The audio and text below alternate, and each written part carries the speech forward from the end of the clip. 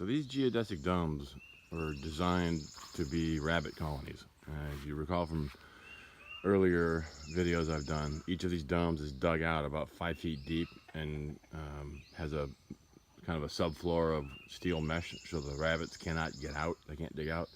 Predators can't dig in.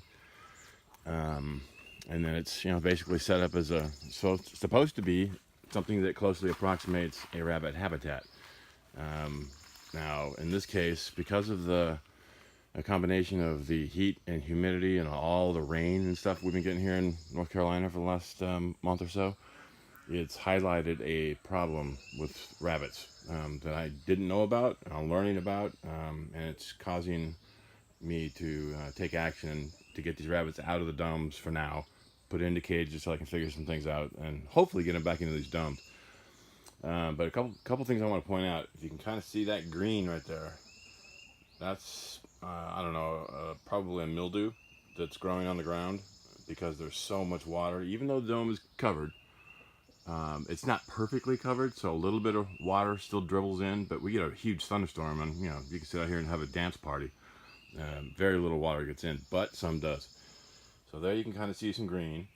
The other conspiring element is I used hay. I feed them hay, and I use hay to cover their little condominium over there. And when the hay gets wet, it gets moldy. And I've learned that mold, especially moldy hay, can be a source for this mucosal enteritis disease that I think they're suffering from. Thirdly, if you look down here, you can kind of see some mold on some of their rabbit droppings that got wet.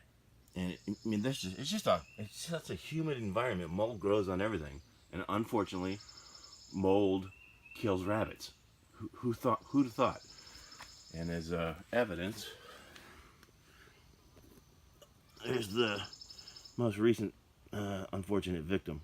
So I found another dead baby this morning.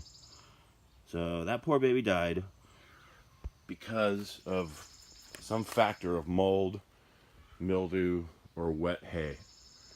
So that's why we're moving these rabbits into cages, trapping them individually, moving them into the cages. I'm growing wheatgrass flats as one strategy to try to give them more fiber and to kind of help their gut, because the ME disease is a gut disease. So they get an imbalance in their gut, causes diarrhea, bloating, severe diarrhea, and eventually they die, unfortunately, most of the time. So, quick update just to explain in a little bit more detail, sorry for the graphic detail, but why I'm moving aggressively to get these rabbits out of these domes. Dome 2 over there is now vacant, and I've got about, I think, 3 or 4 more. The original mother bunny, I caught her this morning, but she's huge, she's healthy, she seems to be doing well in this dome, so I'm going to leave her in this dome by herself. And there's a couple more. I can see one staring at me right there. There's a couple more in there I need to catch, and then what I'm going to do is rip up these domes, do some homework, figure out a better design, rip it up, redo it, and hopefully get the rabbits back in here soon.